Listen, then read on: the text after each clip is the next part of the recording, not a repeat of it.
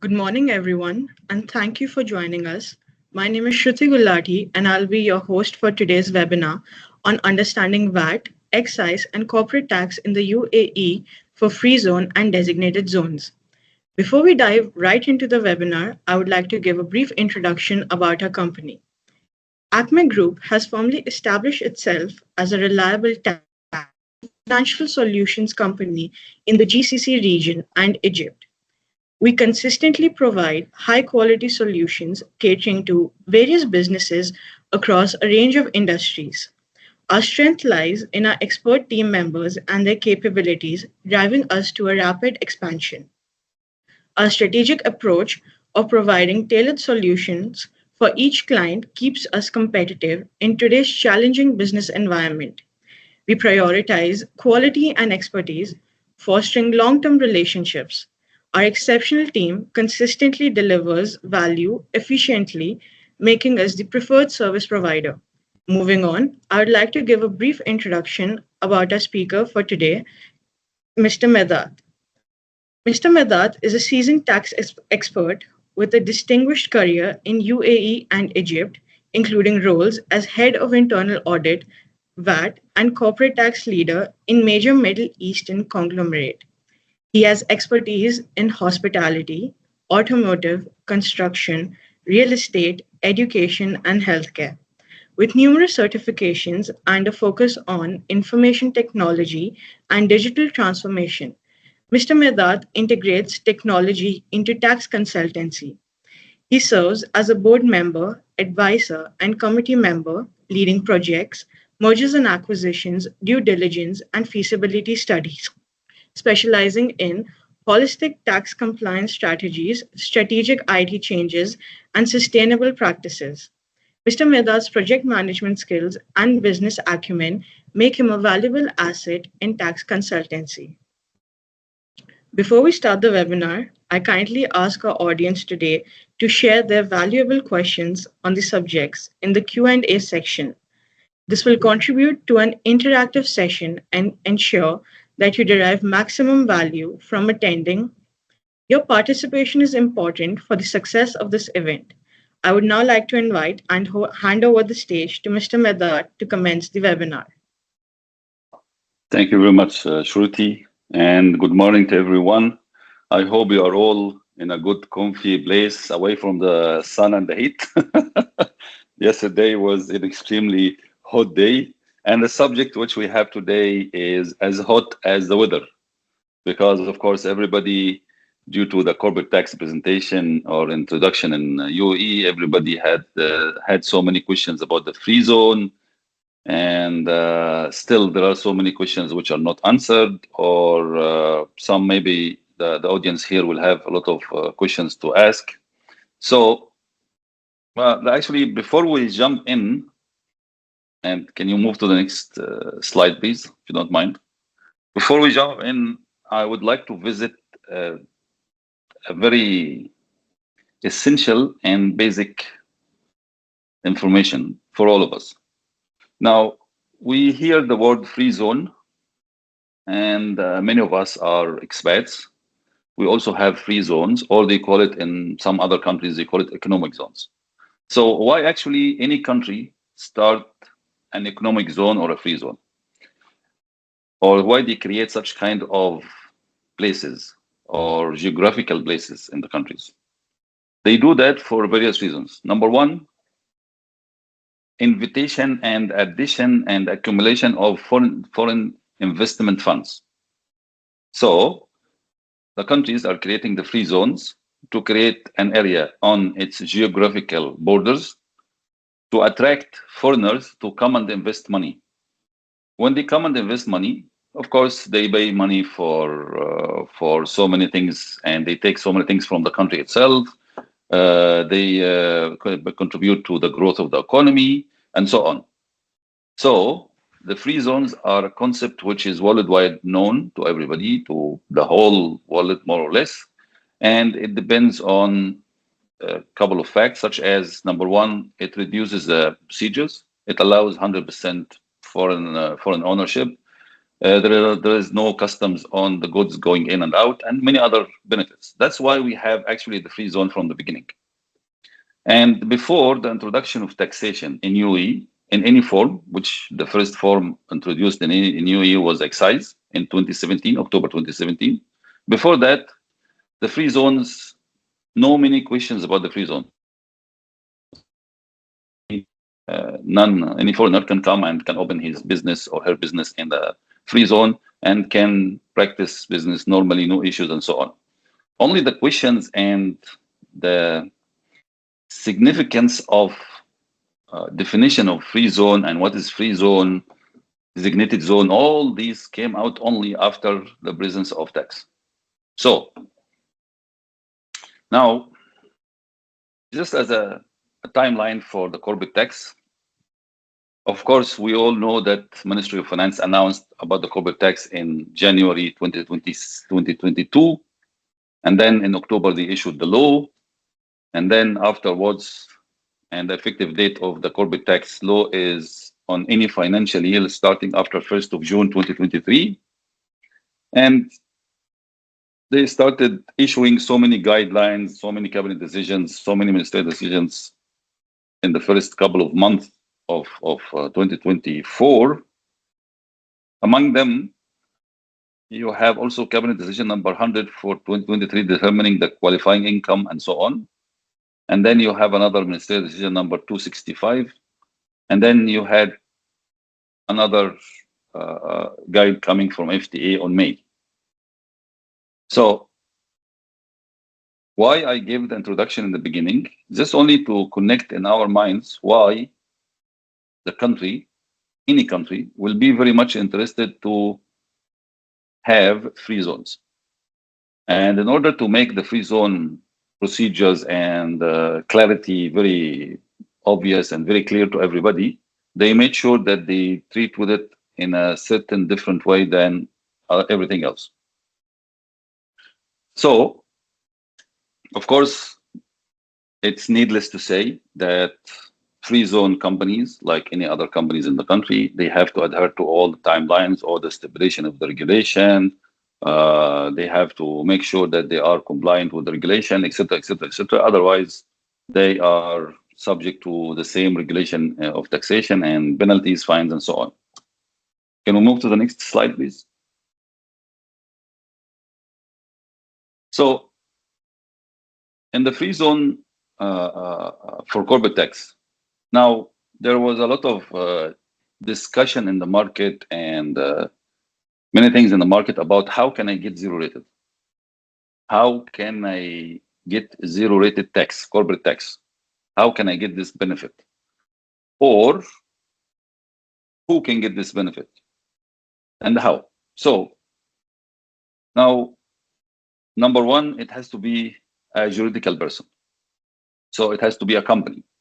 It cannot be an individual. It cannot be sole proprietorship, because sole proprietorship and the individual are the same. So number one, it has to be a juridical person, which is a company, LLC, incorporated company, LLC, public listed company, whatever the name, but it has to be a company, juridical person. It must be distinguished from the shareholders. It cannot be a sole establishment. It cannot be a natural person who is exercising business or doing business in free zone. They cannot take benefit of the zero rated. Of course, it has to be established in a free zone, absolutely. It can be a branch of another organization registered in a free zone as well. Now, when we speak about free zones, I noticed that anybody speaks about the free zones forget to mention the fact or some kind of information about free zones. One of them that we have plenty of free zones in UAE. Now, according to the information available on the websites, official websites, and so on, we have up to maybe plus or minus 50 free zones in the country. So in total, we have 50 free zones. Maybe if you go to Ras Al Khaimah, for example, they call it special economic zones. They don't call it free zones, but still it is similar to a free zone concept. And some of them are next to the airports, some of them are next to the seaports, some of them are actually a free zone, which is inside the land itself. It's not adjacent to a port or a seaport or an airport. So free zones are having several scenarios. So let us keep this in mind, and this will help us in the presentation in the future. So the next one is, what are the conditions to get zero rated if it's a juridical person, it's incorporated in a free zone, or is it a branch from a juridical person in a free zone? What are the conditions to get 0%? Contains adequate substance, and this is a very argumental point which everybody will give so many scenarios about it. So we know that in many free zone companies in the past, the free zone company is only having a flexi disk, a small disk, and practically speaking, nobody is sitting there, and they're just using it for the sake of having documentation and so on. Now, any company of such nature cannot maintain or cannot get the zero rated because they don't have substance. The employees are not working from there. They don't have enough proof that they are really working from the free zone. So to get a 0%, each and every company in the free zone wants to get 0% must prove that they have substance, must prove that their employees are working there, must prove that they have an office, they have the necessary resources in the free zone to practice and exercise their core generating income. Then the next point is drives qualifying income. And this qualifying income is different from qualified activities. And let us not mix both together. Qualifying income is bigger in the scope than the qualifying activities. And this qualifying income is the income which can be subject to zero rated. Then not elected to be subject to CT. Now, somebody definitely ask, okay, well, how can I have the chance to go for zero rated and elect to be subject to CT? Yeah, some people or some clients or some customers or some companies may elect to do that. So again, the company which wants to have a zero rated tax, corporate tax in free zone should not elect for CT. Of course, transfer pricing documentation. When we say transfer pricing documentation, we are saying that each and every company who is willing to have zero rated must maintain a complete set of transfer pricing documentation, including benchmarking, local file, master file, whatever is applicable in their case. Audited financial statements. And by the way, the transfer pricing documentation, the audited financial statements are regardless of the revenue of the company.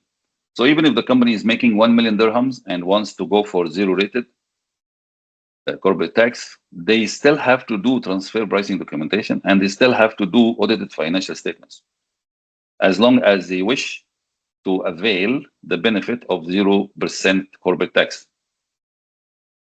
The next one is de minimis requirements. And now de minimis requirements actually linked to the point number 2, which is qualifying income. The minimus requirements is that the income which is not in the qualifying income should not exceed 5% of the income or 5 million dirhams. Which one is lower? It's called the minimus requirements, the minimum requirements. If I say it in a little bit non-technical language, it will be the minimum requirements for the non-qualifying income is 5 million or 5% of the total income, doing some kind of calculation, of course, based on the guide issued by FTA. Then if the company exceeds that, then they cannot claim 0%, at least not for all what they have. It requires calculation and requires examination case to case. Can we move to the next slide, please? So now just to explain to everybody here, QFZB is qualified free zone person. QFZB is qualified free zone person. So we made this diagram to make it easier for everybody to get the idea. Now we have the tax rate, which is it's 9%, but for qualified free zone persons, when we say qualified free zone persons, we are referring to the companies which can apply or avail 0% corporate tax. In this case, for this qualified free zone persons, they will have qualifying income and they will have non-qualifying income. On the qualifying income, they will pay 0%. In the non-qualifying income, they will pay 9%. So they will have two rates, not one rate, which is 0%. This is for the qualifying free zone persons. For other than qualifying free zone persons, which are mainland companies, companies in free zone, which they are not electing to, or not electing or not satisfying, are not satisfying the conditions to meet to get 0%, what will happen? Up to 375%, they will take 0%. They will pay 0% on it. Above 375%, they will pay 9%. What is this 375? 375 is actually, this figure is the taxable profit, not the income. Now we have two sides in front of us on this slide, and this is very important for everybody to understand and grasp. So on the right hand, we have the qualifying free zone person, and we are saying that on the qualifying income, they will take 0%. Non-qualifying income, they will pay 9%. Now for everybody else who is a free zone company but not qualifying for zero rated, who's a mainland company, whatever, any other condition or any other everything else, up to 375,000 dirhams of the taxable profit, taxable income. This is as per the definition in the law. They call it income, not profit. Taxable income. They will pay 0% on this first slab, and then above that they will pay 9%. So, and of course, since free zone companies, which are qualifying free zone companies, are going to take the benefit of zero rated, then they are not eligible to have, or they cannot avail this 0% on 375. Of course, it's illogical to say that. Next slide, please. Now, here comes one of the points for you to engage with the audience, to engage with us. Now, there will be a question in the chat. Can you please register your answer within 30 seconds? Can we start, Muazzam?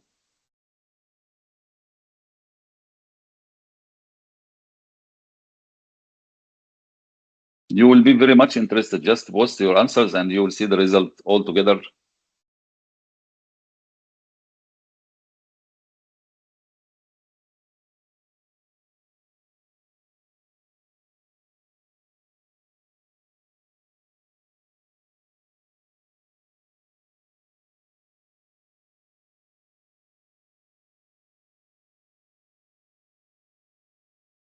Thank you very much.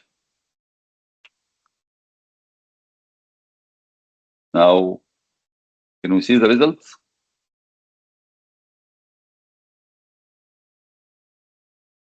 Now, if you look into the chat, the result is showing that the question is, are all designated zones considered free zones?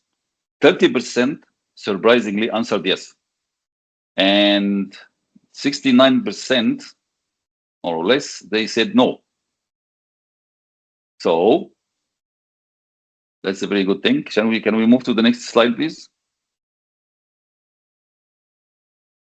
Now, here we come to the answer to this question in details.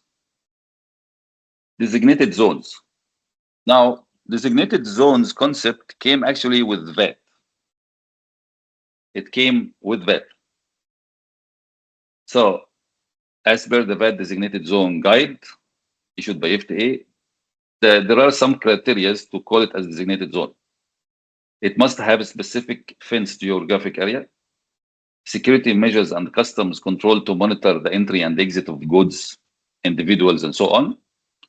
Internal procedures must be in place with regards to the method of keeping, storing, and processing of goods. And the operator of the zone must comply with the procedure set by FTA. So now let us examine some of the famous designated zones in the country. Dubai Airport Free Zone is a designated zone. Jabza is a designated zone.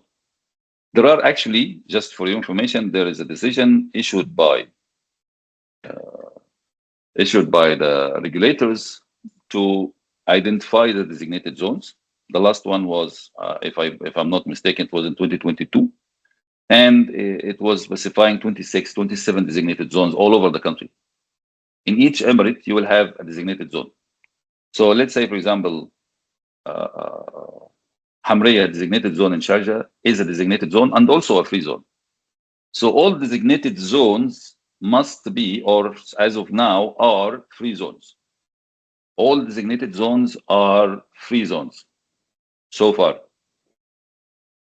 Let me repeat again.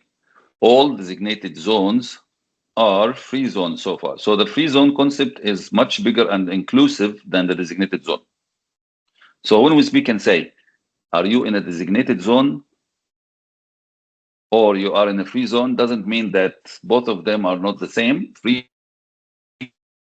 inclusive of designated zone concept, not the other way around. And designated zone must be both. As of now, all designated zones are free zones. So next slide, please.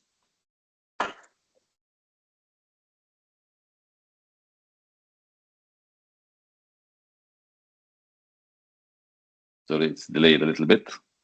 Now, here is a comparison between, or the difference between the free zone and designated zone. Number one, as we said, all designated zones are free zones. But on the other hand, not all the free zones are designated zones. So DMCC, for example, is not a designated zone. DMCC is not a designated zone. DIFC is not a designated zone, but they are free zones. Then the next one is, or the second one, any supplies made by designated zone to a designated zone is outside the scope of VAT. But free zone are subject to VAT on supplies of goods and services.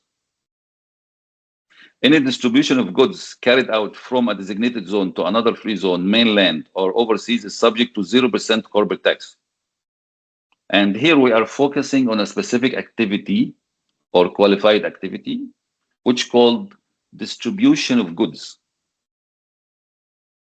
See, from corporate tax point of view, there are about 11, maybe you can expand it a little bit and make it 13 activities, which can attract or which can fall under 0% activities for companies in free zone under corporate tax. Out of these, there is one which stands out and which is very common. And it was having so many speculation till the guidelines came out from FTA, which answered so many questions for the whole business community. And this particular activity, which is number 3 in front of us, which is called distribution of goods. So any retailer or any distributor who is residing in a designated zone and importing goods from outside, reselling it again to outside, or reselling it to the mainland, or reselling it to another designated zone or another free zone, this can qualify for zero rated. Now, on the other hand, if I'm doing the same type of activity, distribution of goods from a free zone to another free zone, is subject to 0% only if it's a designated zone or. So the designated zone will make a big difference when you are doing a specific activity called distribution of goods. Distribution of goods. Now, the next one, which is that for designated zone requires a specific geographic fenced area. But this is not the same condition for free zone. Free zone can be without fence. Again, we go to the same examples I just gave now. The MCC or the IFC, there is no fence. There are no fences, right? Next slide, please. Now, here another question, which is very interesting question. And this particular one was extremely interesting because the offshore concept is not clear to everybody and the same clarity. So can we start, Muazzam, please, if you don't mind? Post your questions in the chat. Please go to the chat and post your questions. You have 30 seconds. The question is, are all offshore companies free zone persons?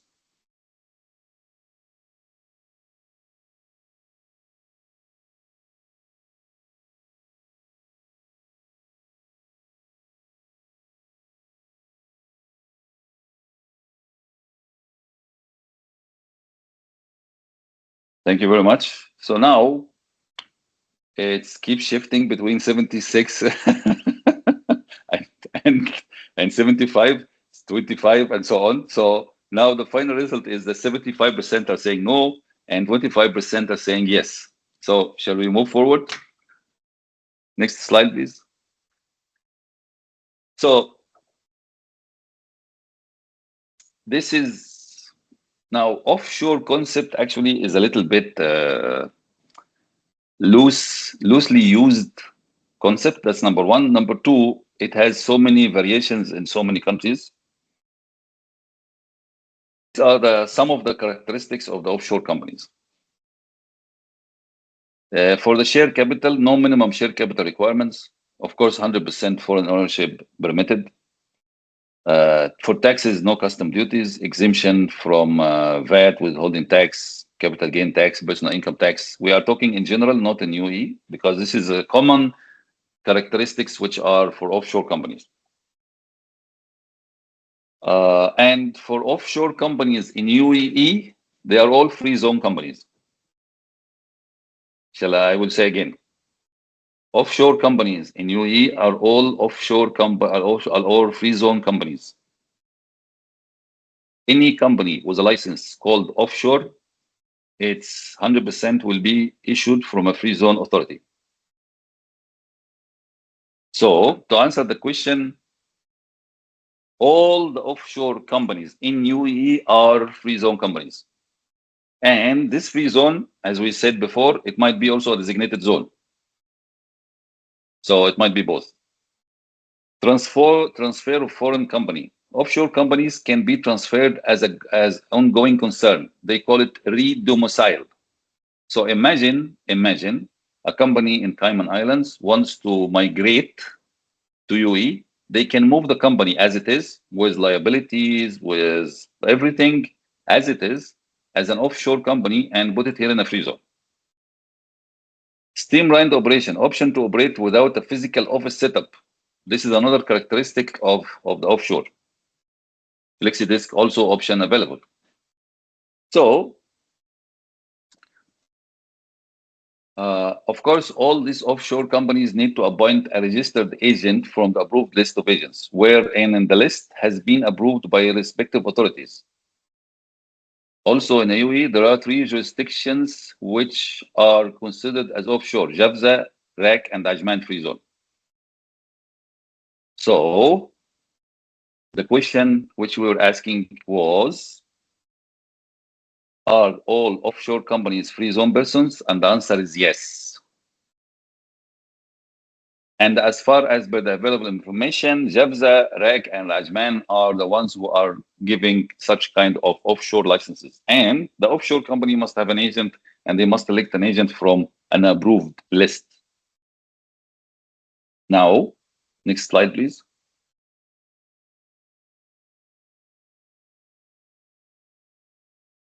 Now, here is some of the issues and concerns for free zone from the corporate tax. For the legal entity type, you know, in the free zone licenses, you may not find a legal entity type. You may not find LLC mentioned, for example. You may find something like FZE. Sorry.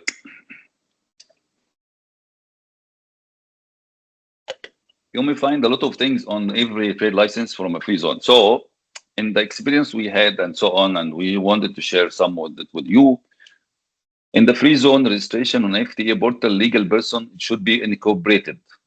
When you make a registration for the corporate tax, please make sure you select legal person incorporated. That means juridical person.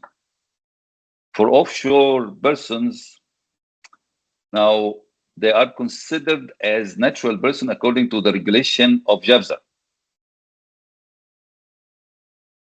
Again, they are considered as by the regulation of JAFZA as natural person. So we invite you, if you have an offshore company, to check it very clearly, or you ask somebody to check it for you. And as per UAE law, it is actually a legal person. So please keep this in mind when you are doing corporate tax registration. This is extremely important. Now, for licensing requirements for offshore companies are only issued with a certificate of incorporation, not trade license. Again, there is something called certificate of good standing is required at the time of registration. However, in the UAE law, city law is silent on the licensing requirements for offshore company. Now, did the UAE city law speak about the offshore companies? No, it's silent about it. For free zone companies, of course, we just mentioned that it's zero rated and so on. Why we are mentioning actually offshore and so on? Because we have seen a lot of offshore companies and we have met so many questions about this, and still we are trying to, or we are waiting for FTA to give more guidance on that. Can we move to the next slide, please?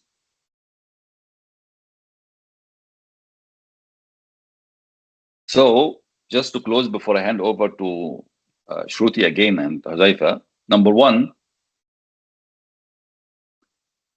the free zone is not necessarily a designated zone. Designated zone is or must be a free zone. Number two, many companies in the free zone can qualify for zero rated corporate tax. And many companies will not be able to qualify because they are not doing qualifying activities, not doing qualifying income. To qualify for zero rated sometimes may cost the company more than the tax it will pay if they pay 9%. So this calculation has to be done.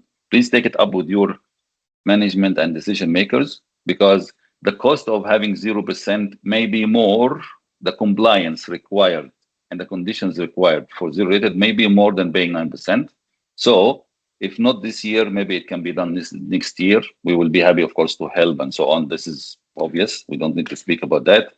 So this is a very strategic decision, has to be taken after a proper calculation and examination. So do an assessment for corporate tax implication or impact on your company first, and do the ultimate calculation of how much it will cost to get 0% and how much it will cost if I pay 9%. Now I will hand over, and of course it's obvious to say that we are happy to receive your questions, etc., etc., etc. And I hope that you are all in the shade, in the AC, away from the sun, and this hot topic doesn't increase your feel about the heat around us. So I will hand over to Shruti. Thank you very much. I hope you get more information and knowledge from what we discussed.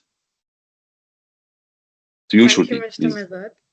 Now we have Mr. Huzaifa, who is a seasoned finance and compliance expert with extensive experience across diverse industries in the UAE. His career highlights include proficient management of VAT, excise tax, and custom duties, ensuring rigorous adherence to regulatory standards. Mr. Huzaifa excels in handling audits, refunds, and litigations related to tax matters, demonstrating a strong track record in achieving compliance and delivering expert support in financial management and reporting. His consultancy services encompass fraud audits, liquidation advice, and bankruptcy consultancy, reflecting his comprehensive expertise in financial oversight and regulatory compliance.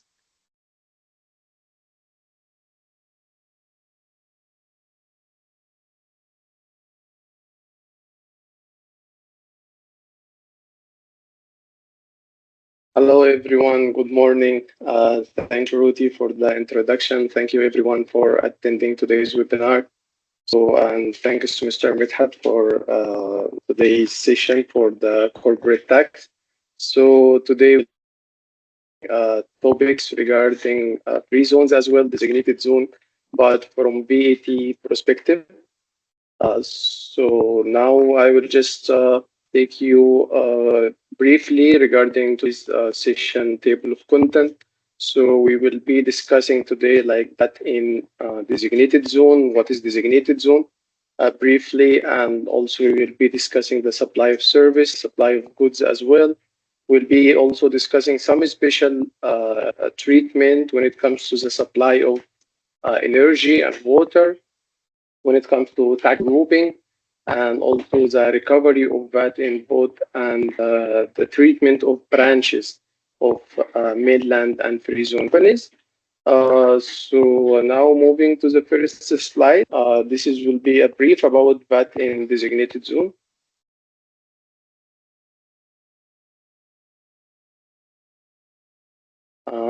Okay, so in general, as Mr. Midhat was discussing, like in UAE, there is approximate 50 plus free zone. And before implementation of taxes in UAE, those zone was considered, like offshore, like considered outside UAE. They have its own jurisdiction and rules and regulations. By the implementing of VAT law in January 2018, in the Executive Regulation Article 51, it was stated there's a criteria of the designated zone, which will be having only a special treatment when it comes to VAT. So as it was mentioned earlier, like the designated zone, it has some criteria, like it should be a geographic fenced area. It have like control points when it comes to the people and goods enter and exit. Also, the regulator of the free zone, he needs to complies with the FTA regulation. And in case the compliance is not there, so the designated zone is losing the qualification. And the most important, that those designated zones should be added in the cabinet decision, like by the cabinet decision 59. There you can see there the mentioned VAT. As of now, there is around 24 designated zone, and it's also highlight that you need always to stay updated on the law and regulation, because this list of designated zone is updated. So some designated zone was removed, some were added. So for example, textile city, it was added from the designated zone list. And also, for example, Dubai Commerce City, it was added in 2021. So this list time to time is getting updated. This is, I'm talking about cabinet decision 59. Now moving to next slide.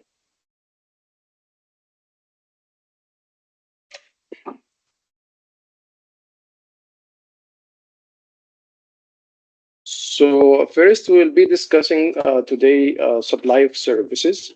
So in general, like as per Article 51 of Executive Regulation and law, the place of supply of service in designated zone considered in the state. What does that mean? This means the supply of services in designated zone as well as definitely free zone, consider, the tax treatment of it considers the same of mainland. So there is no special criteria, and this is times it's a wrong concept we are seeing in the market. Some companies, they are thinking they are in that designated zone, or sometimes even if they are in a free zone, there is a special treatment for the service they are supplying. Some of them they are saying not required to register. Some of them they are saying we're in a free zone, tax free. We should not be registered for taxes. But actually, as per Article 51 of Executive Regulation, the supply of place of supply is considered supplied in the state. This means it will be subject to the tax rules. This means if you are buying a service which is subject to 5% in mainland, the same will be you have to apply 5% in the designated zone, as well as if you are supplying a subject to zero rated, it will be as well as subject to zero rated. If you are doing export service, again, you will be required to report as zero rated, and also you have to register. It's also worth to highlight that if your business is only supplying zero rate services, still you are required to register as zero rated, considered as a taxable supply, and you need to calculate it while you are making your threshold. So this is like in brief the supply of service when it comes to this zone. Now moving to next slide, we will be discussing the supply of goods.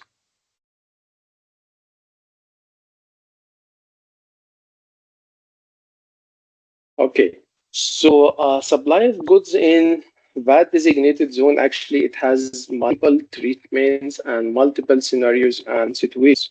So first of all, if you are supplying goods between designated zone, this will be out of scope because it's considered supplied out of EE. However, you need to ensure that while moving the goods between the designated zone. There is no, using of the goods. There is no shortage of the goods.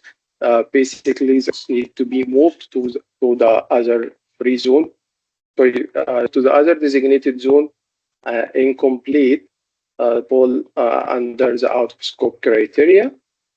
In addition to this, maybe the customs authority or the federal tax authority, they will be requesting a bank guarantee for the VAT amount to ensure that these goods were delivered to the destination designated zone.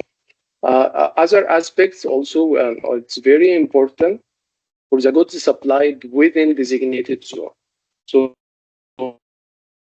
designated zone, it should be subject to out of scope as well, but with some conditions and criteria. So if you are supplying goods within designated zone and these goods for consumption, so it should be taxable, unless. So here we are talking about one of the exceptions, if these goods incorporated to another and the finished product is not available for consumption, for resale purposes. If these goods are exported outside UAE and you possess the proof of and documentation that these goods were exported outside UAE. Third condition, if these goods were imported into UAE and you possess the proof that these goods are imported and tax is paid. So now we have three conditions. If you supply goods within the zone, you have it should be taxable at 5% if it's for consumption, unless you are falling under one of those three categories, either export, either import, either incorporated in another finished goods. This is very crucial point because we have seen that some companies in that designated zone, let's say, are supplying goods and consider outgo without getting the documentation, the required documentation. Considering that we are in designated zone, this should be the case because for each transaction you are doing, you need to justify the tax treatment you apply. That's why the document should be there. We are talking about customs document like custom declaration, invoice, packing list, bill of lading in case of the export, and also in case the import to prove that tax has been paid. So this is in short about the supply of goods in designated zone. Now moving to the next slide, which is about tax grouping.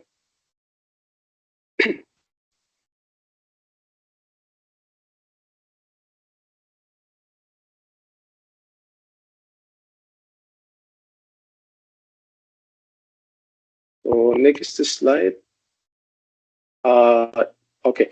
So actually, next slide is about in designated zone for water and energy. So this is one of the special cases which also addressed in Article 51. Back to the previous slide for water and energy. Yes.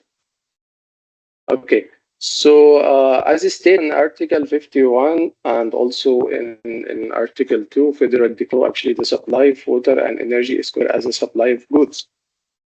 So if water and energy is supplied within that designated zone for consumption, it will be considered as supplied in the state. That will be taxable.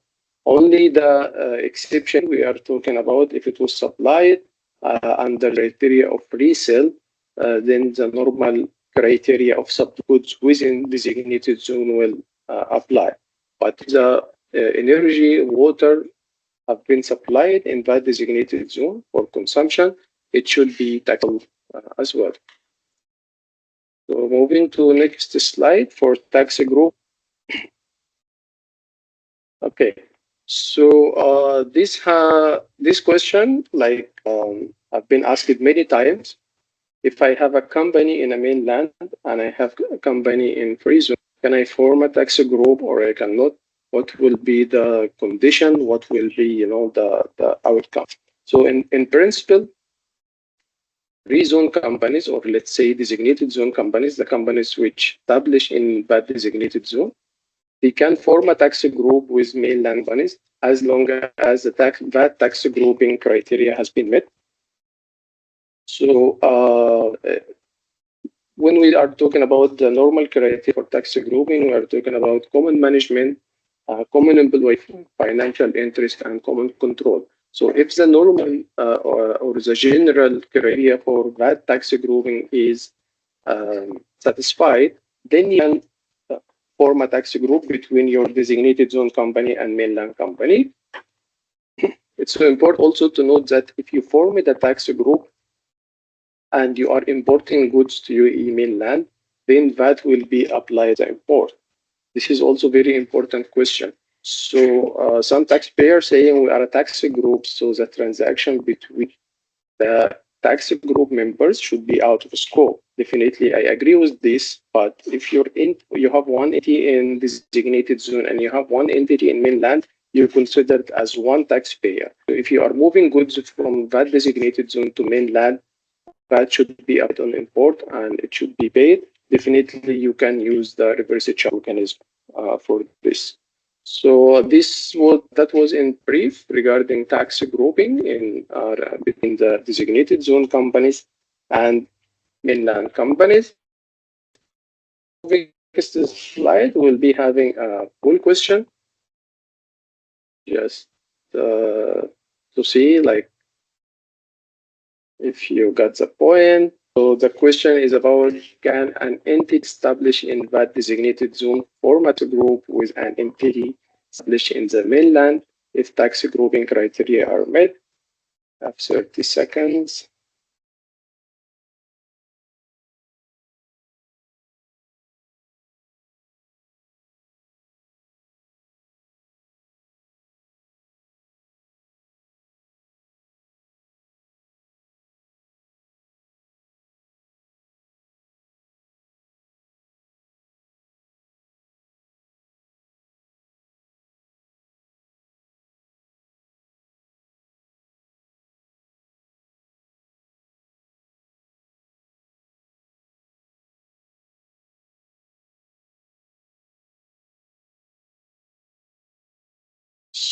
Yes, time is out, and let's see the percentage.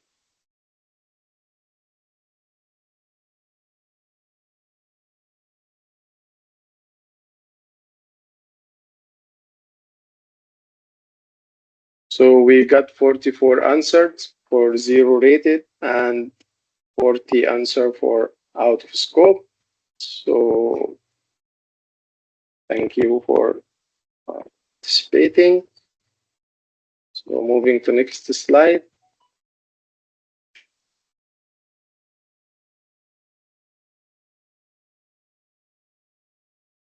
So next slide is VAT in designated zone supply for real estate. So basically, you will have these cases that you have a real estate in designated zone. So now the question is, what is the VAT treatment of supply of real estate? When we say supply of real estate, we mean sale and the lease as well. So real estate supplies, it's considered actually supply of goods. And when it's supplied within that designated zone, it will not be considered as consumed. That's why it will be out of scope. So the supply of real estate, either sale or lease, it will be out of scope if it's supplied in that designated zone. On the other hand, other services related to the real estate, like maybe brokerage, some other services, this will be subject to the normal VAT rules. So it will be subject to 5%. So it's very important to highlight this. The supply of real estate within designated zone, it's out of scope. Also, as I mentioned earlier, there is update happening to designated zone list. So you need to check maybe your designated zone, if it was removed from the list and you used to treat your rent or your sale transaction as out of scope. Now it's the time to make it as taxable at 35%. On the other hand, also the new free zones which added to the designated zone list, you need to check. If it's added, then you need to change your mint as well. So moving to the next slide.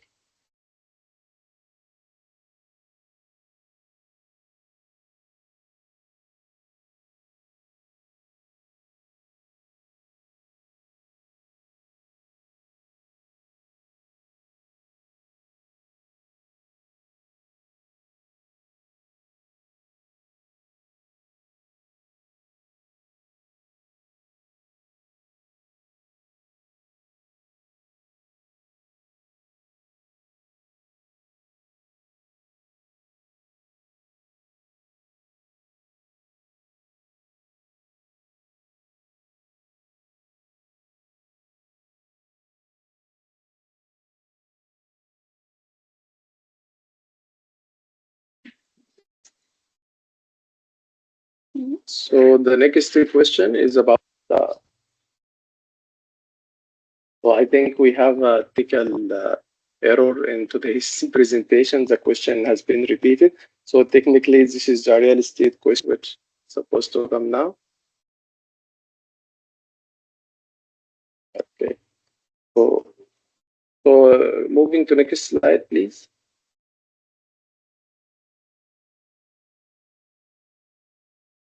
Okay. So next slide is about the branch. So what is the treatment for licensed entities? So technically, we have some taxpayers. They have the main license in mainland, and they open a branch in the free zone, or vice versa. They have the main license in a free zone and open a branch in land. So for those two entities, still you are considered as one taxpayer. You are still considered as one entity. You're required to have one TRN registration, and definitely the transactions or the supply of or the movement of goods or service between the main license and the branch consider as within the same entity itself, and it will be also out of scope. We have seen wrongly some entities registered like in 2018, the branch under one TRN, the main license under one TRN, which was not the right thing to do. So this means now they need to take the corrective action. They need to deregister one TRN under duplicate TRN criteria and keep TRN only as well. Also, we are talking about the movement of goods in case you branch in the free zone and main license in mainland, and you are moving goods from the free zone to the mainland, then still it's fine to consider it as out of scope. That will be paid only on the import because you consider one entity doing import of goods from the free zone to mainland. Moving to next slide.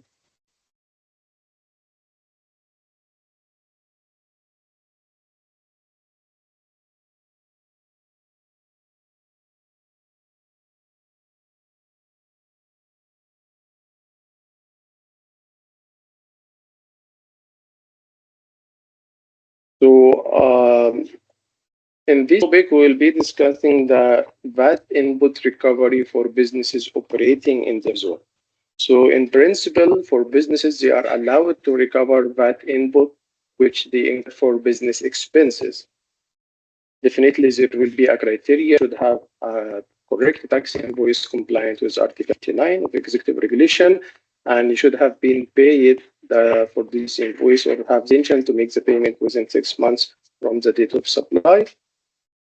Same criteria will be applied for free zone companies. So if you are operating in a free zone, you are still eligible to for your business expenses you are paying. And also, if you're operating in a free zone and your this is about out of scope. So when we are saying out of scope means maybe you are supplying within the zone and the buyer is using it for resale, or you are exporting from the designated zone to outside you, so it's out of scope. Still, if you are incurring some expenses and you are paying VAT for this, you are allowed to recover it as stated in the Federal Decree Law Article 54, because the supplies you are making, if it would be supplied in the mainland, it would be taxable. So you will be also eligible for the VAT recovery. So that was the end for my session today, which was briefly about VAT treatments in VAT designated zone. We discussed today about the ensure the supply of service within the designated zone. We have said that it will be subject to normal VAT rules. We discuss also the supply of goods within the free zone, within a VAT designated zone, and we mentioned that it will be mostly out of scope unless it's consumed within the free zone. We discuss also the supply of real estate, and we have mentioned that the lease and the sale of real estate out of scope. We discussed the supply of energy within the designated zone. If it's for consumption, it will be taxable. If it's definitely for resale, it will be out of scope. We discuss as well the grouping. Yes, you are allowed to tax a group. We discuss also the branch. Yes, the branch and the main license, they should have one TRN as considered one entity. And finally, we discussed the VAT recovery of input. Yes, businesses operating in VAT designated zones are allowed to recover the VAT input subject to normal recovery criteria. Thank you all for attending today's session, and back to Shruti and Gopi, and we'll see you end of the session for Q&A. Thank you. Thank you, Mr. Josefa. We now have Ms. Gopika, who is a seasoned tax and audit specialist with extensive expertise in excise and VAT taxation, financial audits, and tax advisory services. Her career spans the private sector and non-profit organizations where she ensures meticulous compliance with tax and financial regulations. Gopika's proficiency includes managing tax returns, conducting audits and reconciliations, and providing accurate financial insights. She has a demonstrated track record in excise tax management, VAT holding, and comprehensive financial audit preparations, reflecting her commitment to excellence in every aspect of her professional practice.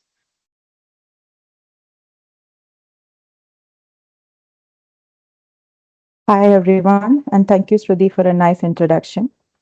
So, Mr. Method and Mr. Josefa was explaining about the designated zone, free zone, and all in UAE. And as excise tax is one among the prominent taxes introduced in this country, it is very paramount important to know what is the concept of this designated zone for excise. So, let's have a brief look into it. Next slide.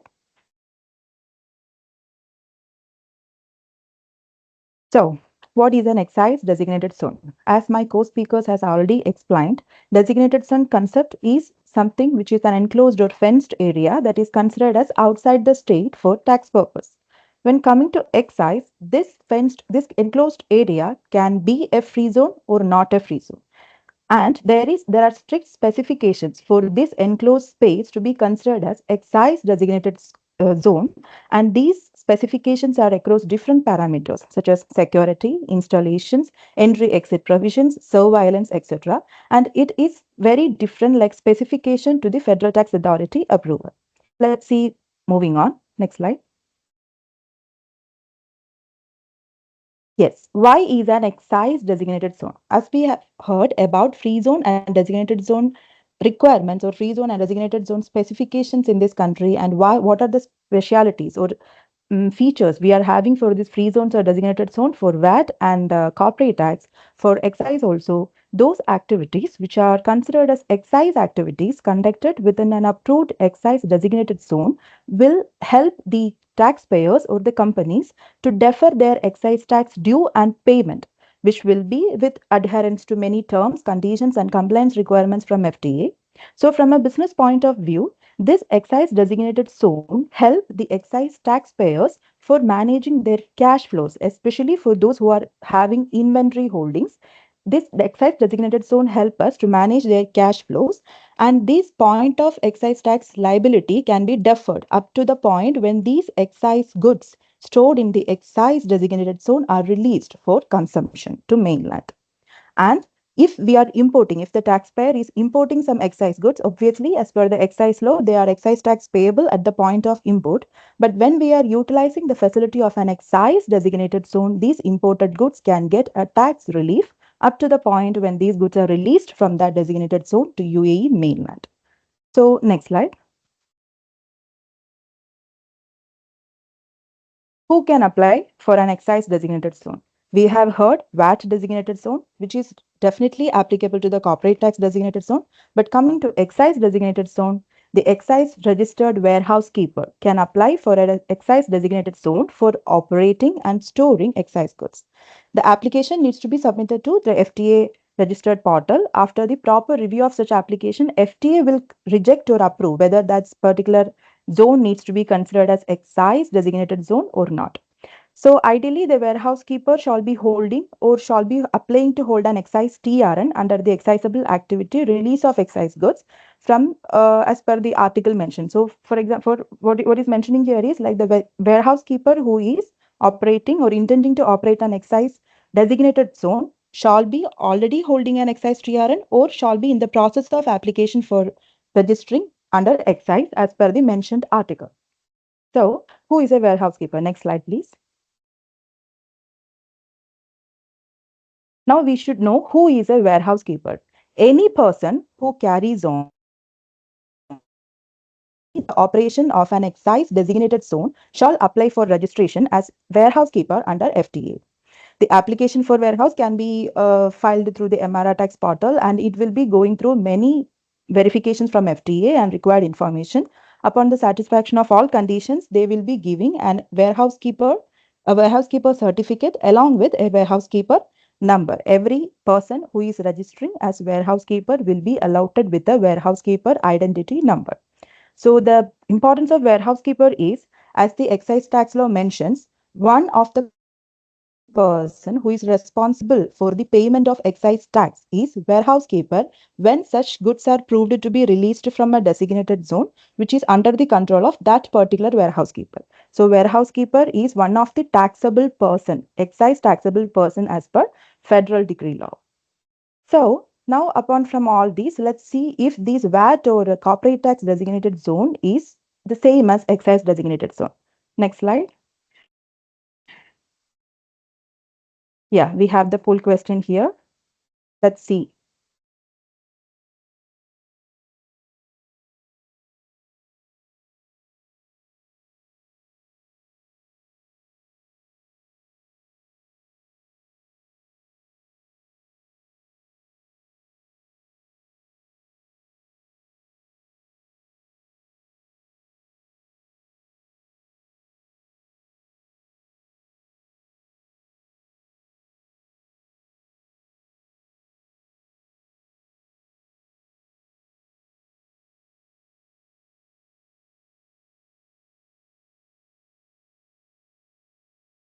Yeah, we have majority replied as no. Let's see the answer. Let's go to the next slide. So are VAT and excise DZ same? Direct answer is no. Why? For VAT and corporate tax, technically VAT and corporate tax, these are coming under one scenario. For VAT, the excise designated zones are those which are declared through a cabinet decision from Federal Tax Authority. But while coming to excise DZ, they are geographically customized designated zones, maintaining strict parameters, installations, and maintenance required by FTA. So technically, the designated zone for excise is something which the taxpayer is applying to the FTA to be considered as specified space as excise designated zone. So excise designated zone and VAT designated zone are thus not the same. Excise designated zone registered by a warehouse keeper. So their excise designated zone will be having a warehouse keeper, and these excise designated zone registered by one warehouse keeper can be operated or utilized by any excise registered taxpayer or any other warehouse keeper from as per the approval of the originally registered warehouse keeper. So this is technically and as per legally, it is completely customized for a particular excise taxpayer or excise warehouse keeper. Excise designated zone is holding the concept of excise transactions and excise goods, unlike for the VAT designated zone or CT designated zones. So definitely it is implied that the excise designated zone are mostly used for the purpose of excise goods. So excise goods, I'm just briefing here. We have currently 6 lists of excise goods as per the federal decree law. It includes tobacco, carbonated drinks, energy drinks, electronic smoking devices, etc. So these excise designated zones are mainly purposed to serve the operations and storage of excise goods and excisable activities. But however, both these excise DZ and VAT DZ are considered as these outside the state for tax purposes, which is very strict adherence to the FTA law. Going to the next slide. Now, how to register? As we have already mentioned, this excise designated zone is not from a cabinet decision or not released from FTA, and it is based on an application made by an individual taxpayer.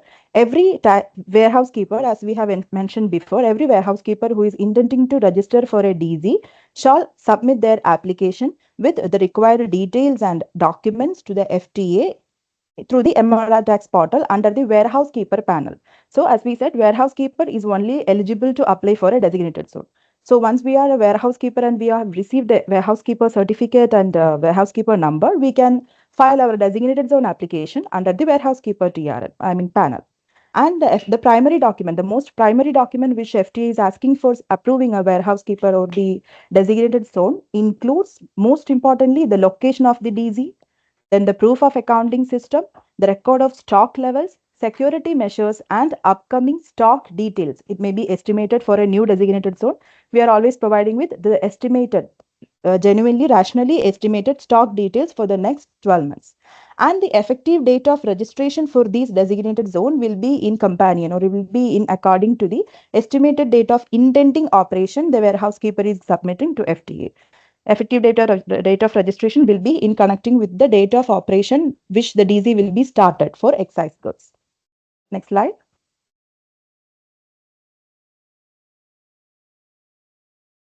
Now, as the excise DZ is a customized TRN specified designated zone, there are a mandatory requirement of security or guarantee deposits to be filed along with the application. So, designated zones shall be finally approved and allowed for excise operations by FTA only upon the submission of prescribed amount of financial guarantee approved from an approved finance service provider, for example, the nationalized bank. And this amount will be determined by the authority considering different factors of the warehouse keeper, such as the asset of warehouse keeper, the number of employees employed by the warehouse keeper, the intending category of excise goods to be stored in the designated zone, the level of stock, etc. So the criteria for mentioning this amount of financial guarantee depends on the parameters where warehouse keeper is registered. And if the designated zone is completely approved and the final warehouse financial guarantee submission is pending, and if it is not submitted within the prescribed time, the application will be impliedly rejected by the FTA. So this financial guarantee is one of the main important document to be submitted for getting a TRN specified excise designated zone. Moving on. Next slide. Yeah, validity of a designated zone. So as each excise designated zone is based on an application from a single or a registered warehouse keeper, there is a specified validity for every designated zone which got approved from the FTA. Technically, every DZ is valid for 1 year. Each designated zone is valid for 1 year from the effective date of registration.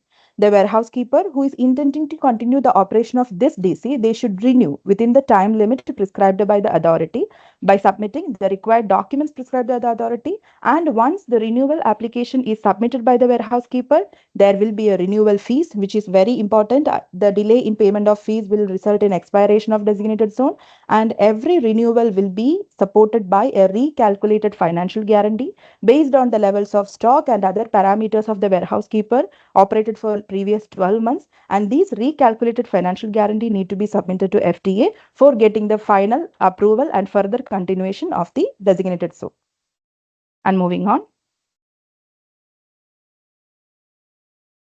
Now, this excise designated zone, as again repeating, this excise designated zone is TRN based, and if a warehouse keeper is not intending to continue the operation of an excise designated zone, they can definitely go for deregistering their designated zone. And this deregistration application again will be supported by mandatory requirements as mentioned by the FTA in the preference law or prescribed law.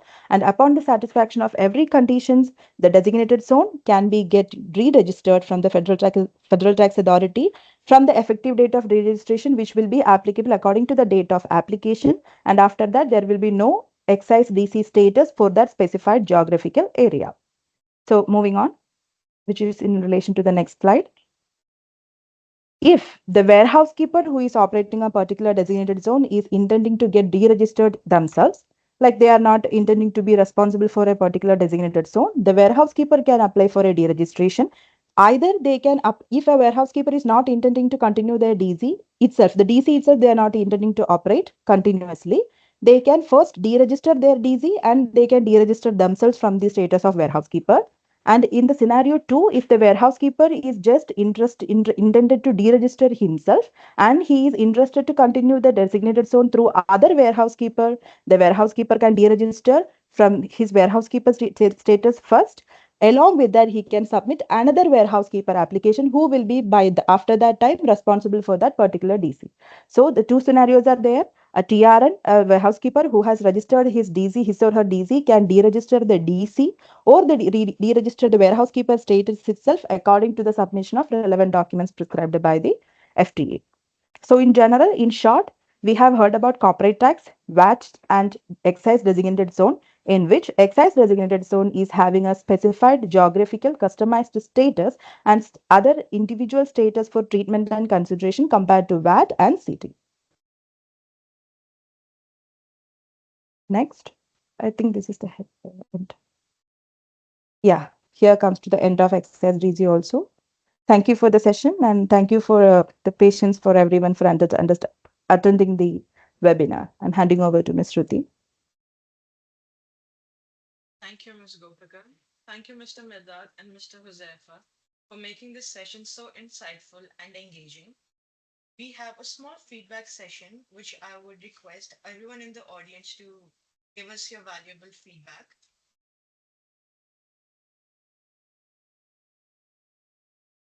We will now move on to the live Q.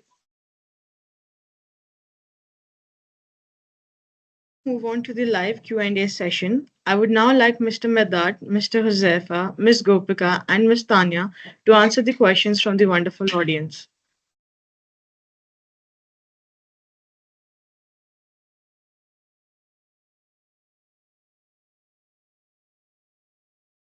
Thank you, Shruti. We have received an overwhelming response with regards to the Q&A session. So moving forward, so the first question we have is for Mr. Medat. What is the difference between free zone and designated zone? And what is the status of the Jablali free zone? This question is asked by Mr. Isaac. Okay, thank you, Tanya. So now let us take the last one first. Jabza is a designated zone. That means any company within Jabza doing distribution of goods can apply for 0% corporate tax. Of course, provided all the conditions we mentioned, and of course, this will require a specific examination. Now, the difference between the free zones and the designated zones that are the only difference, literally, under the corporate tax law is for the companies who are doing distribution of goods. And let me give a quick example. A company which is importing, let's say, for example, any kind of goods, toys, let's say, for example, and they are located in the MCC. And then after they import the goods, they distribute the goods to another distributor in the mainland or another free zone or re-export it outside. This company is exercising or doing an activity called distribution of goods. That means they cannot obtain 0% because they are in the MCC. Now, the question here comes, so what they should do to have a 0%? They should be in a designated zone such as Jabza. So the only real big difference between the free zone and designated zone under corporate tax is for this particular activity, which is distribution of goods. All other activities, as stated in the regulation, guidelines, and so on, can be done from a free zone only, not specifically a designated zone. I hope this answers the question. Thank you. Thank you, Mr. Medat. Now we have a question for Mr. Huzaifa. This question is asked from Mrs. Ruxana. What if a machinery is purchased to help indirectly in supply of the goods?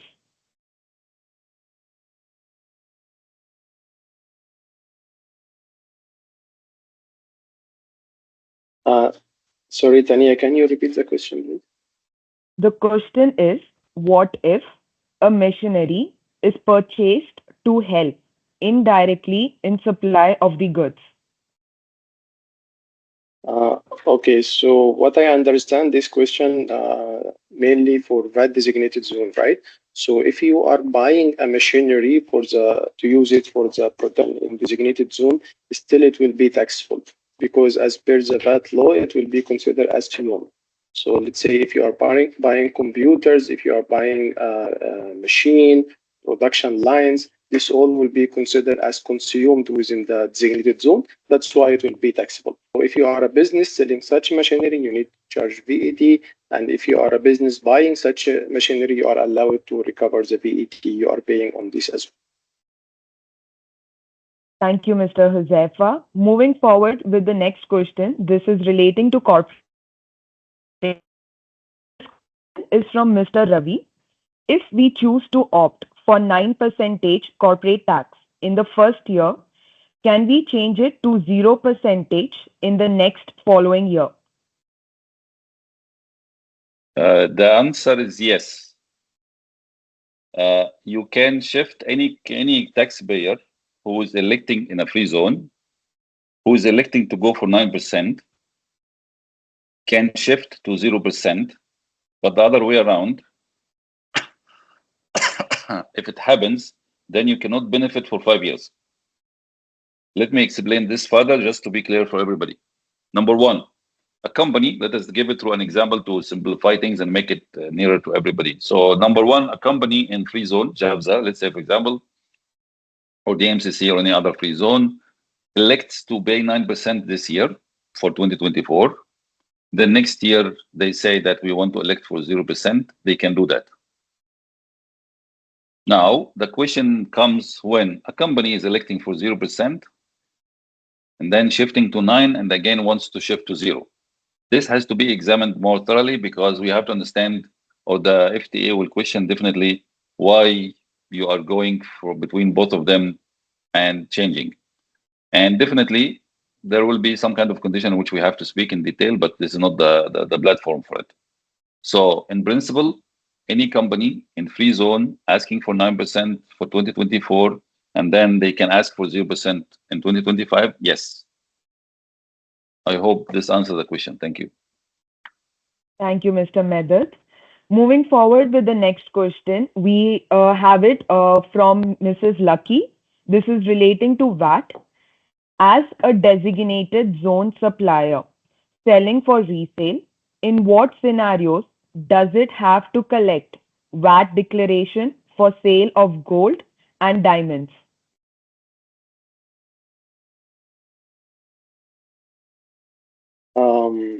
Okay, so regarding this question, actually, there is two criteria or two rules.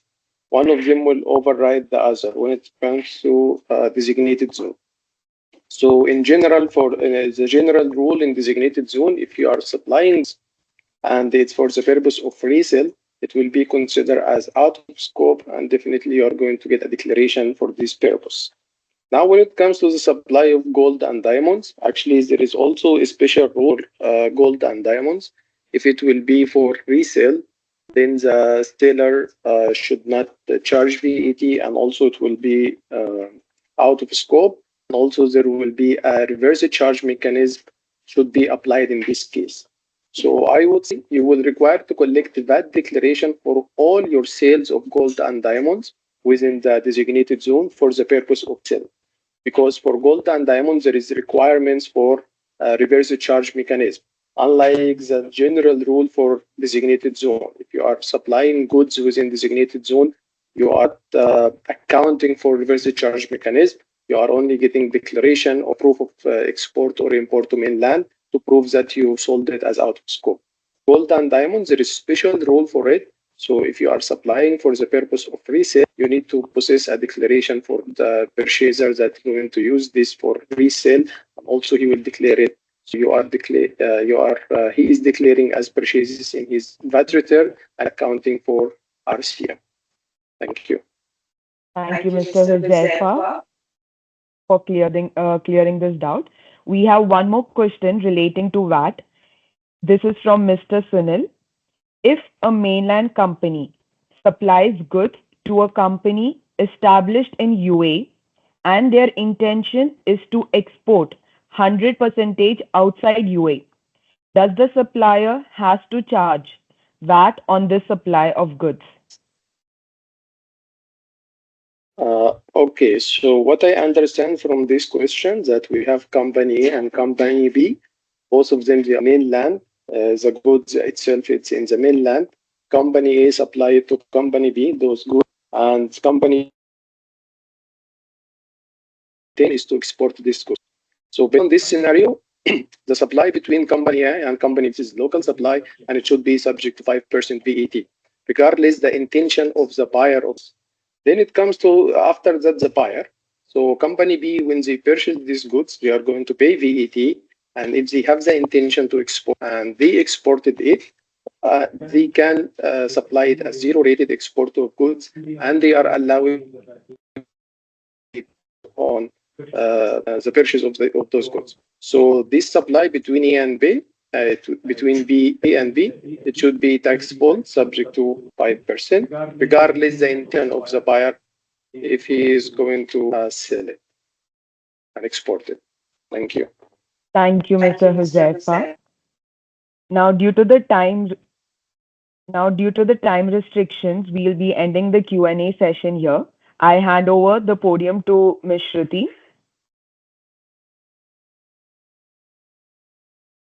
Thank you, Mr. Medat, Mr. Huzaifa, and Tanya for making this session so insightful and engaging. Thank you, everyone in the audience, for joining us and sharing in this enriching experience. Your presence and active participation have truly made this session valuable and impactful.